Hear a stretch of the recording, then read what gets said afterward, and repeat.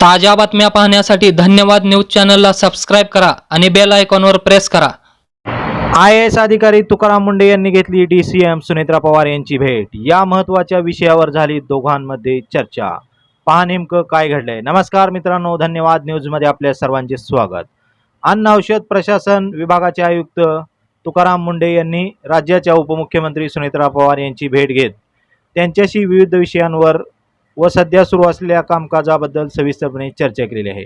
यावेळी त्यांनी सौंदर्य प्रसाधन, औषध निर्मिती तसेच ग्राहक वस्तूंच्या विक्री करणाऱ्या आस्थापनांमध्ये कालबाह्य उत्पादनं विक्रीस ठेवली जात नसल्याची खात्री करण्यासाठी प्रभावी तपासणी मोहीम राबवणं व आवश्यक ती कारवाई करण्याबाबत उपमुख्यमंत्री सुनेत्रा पवार यांनी तुकाराम मुंढे यांना सूचना दिलेल्या आहेत। नागरिकांचं आरोग्य आणि सुरक्षितता ही शासनाची सर्वोच्च प्राथमिकता असल्याचे देखील त्यांनी यावेळी सांगितलं।